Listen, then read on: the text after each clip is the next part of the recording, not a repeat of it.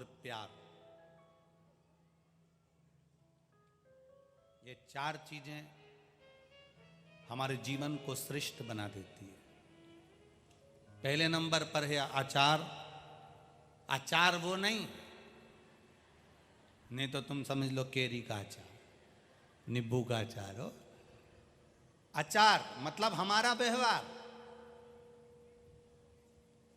हमारी बोलचाल की भाषा।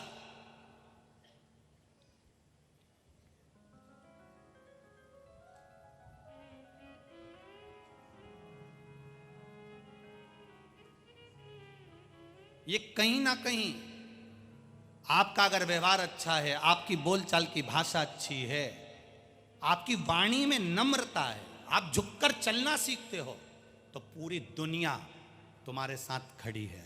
आपकी नम्रता नहीं है तो सब आपके विपरीत है।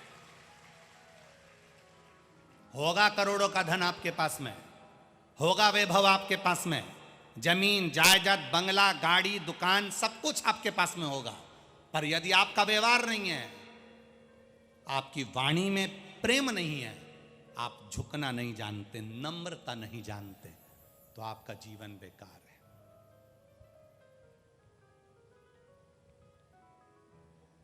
एक गरीब व्यक्ति मरता है, 100 लोग इकट्ठे हो जाते हैं। एक बहुत पैसे वाला मरता है, अगर उसका व्यवहार नहीं होता तो 4 लोग भी इकट्ठे नहीं होते हैं। उसके व्यवहार से, उसके प्रेम से, उसकी वात्सल्यता से, उसकी करुणाता से आपको प्राप्ति हो सकती है। आचार विचार, आपकी सोच अच्छी होना चाहिए। काला कलर का चश्मा लगाओगे सब काले दिखेंगे, नीले कलर का लगाओगे सब नीले दिखेंगे, पीले कलर का चश्मा लगाओगे सब पीले दिखेंगे, सफेद कलर का लगाओगे सब सफेद दिखेंगे। आपका चश्मा जिस कलर का होगा, आपकी दृष्टि कैसी है, आपका विचार कैसा है। चोर को चोर नजर आता है, साहूकार को साहूकार नजर आता है, धर्मात्मा को धर्मात्मा नजर आता है, पुण्यात्मा को पुण्यात्मा नजर आता है, पापी को पापी, कपटी को कपटी नजर आता है, भजन करने वाले को भजन करने वाला नजर आता है, और धर्मात्मा को धर्मात्मा नजर आता है। आपकी सोच, आपका विचार, आपकी दृष्टि श्रेष्ठ होना चाहिए।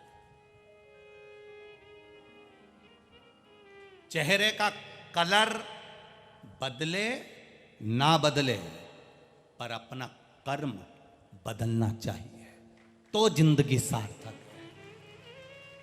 अब हम चेहरा बदलने में लगे हुए हैं, हम रोज प्रयास करते हैं, मैं कैसे अच्छी लगूंगी, मैं कैसे अच्छी लगूंगी, मैं कौन से कलर के कपड़े पहनूं कि मैं अच्छी दिखूं। कभी विचार करना कि मैं कौन सा भजन करूं कि भगवान को अच्छी लगूं, वो भजन कौन सा होना चाहिए।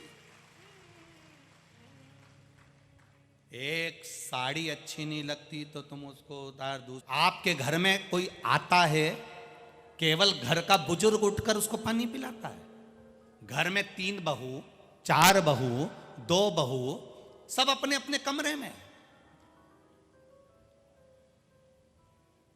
अकेली बुजुर्ग मां उठी है, अकेला बुजुर्ग उठा है और उठकर पानी पिला रहा है।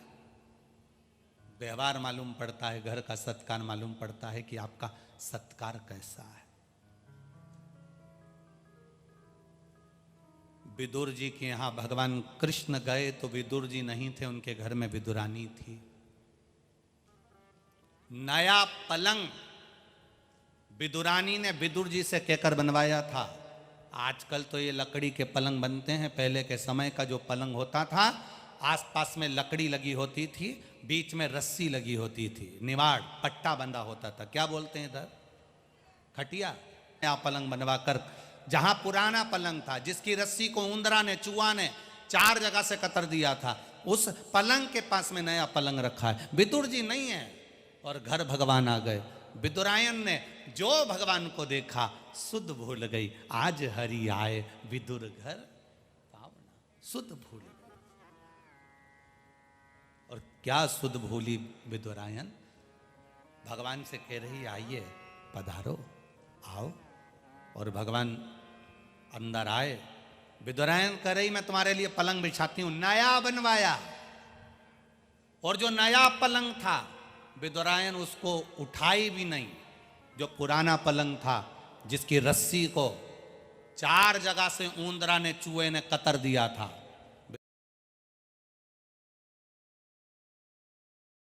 विदुरायन बिछा दिया और भगवान से बोली, बैठिए, आपके लिए नया बनवाया है। भगवान ने जो पलंग की दशा देखी तो भगवान ने सोचा, नया ऐसा है तो पुराना कैसा होगा। अगर नया ऐसा है तो फिर पुराना कैसा होगा। बैठिए। अब जो 4 लकड़ी नहीं होती है पलंग में, चारों तरफ जो लकड़ी लगी होती है, चारों तरफ जो लकड़ी लगी होती है, उस पलंग की लकड़ी पर भगवान धीरे से कोने पर बैठे, अंदर नहीं बैठे क्योंकि रस्सी टूट रही थी। विदुरायन ने हाथ जोड़कर कहा, प्रभु आपके लिए नया बनवाया और आप ऐसे बैठोगे अंदर खसको।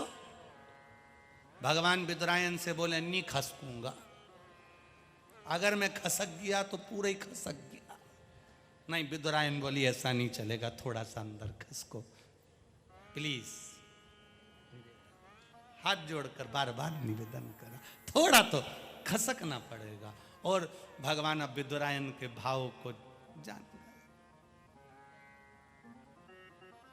अब भाव तो भाव होता है ना, बिना भाव के कोई चीज भाती थोड़ी ना। एक जमाई था, उस जमाई को बैंगन की सब्जी अच्छी नहीं लगती थी।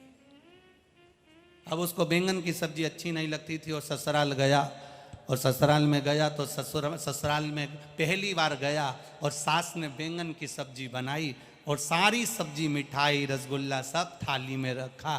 पर जमाई को लगा सामने बैंगन की सब्जी है, मुझे बहुत बुरी लगती है, एक काम करता हूं, सबसे पहले इसी को खाकर फिर दूसरी चीज खाऊंगा, जो अच्छी नहीं लगे पहले उसे निपटा लो। पर हमने इस कथा के बाद में ये विचार कर लिया कि जो अच्छी नहीं लगे उसके बाद में खाओ, जो अच्छी लगे वो पहले खाओ। इसने कहा अच्छी नहीं लगती, पहले ये खा जाता हूं। एक रोटी का टुकड़ा लेके पूरी बैंगन की सब्जी खा गया। इतने में साली ने अंदर जाकर बताया, मम्मी जीजा जी को बैंगन की सब्जी इतनी अच्छी लगी, इतनी अच्छी कि उनने कुछ भी, ना तो गुलाब जामुन खाई, ना समोसा खाया, ना कचौड़ी खाई, केवल बैंगन की सब्जी खाई। इतने में माँ ने कहा, बेटी जाओ एक कटोरी और दिया। अब वो एक कटोरी बैंगन की सब्जी फिर ले गई। जीजा जी, जीजा जी, जीजा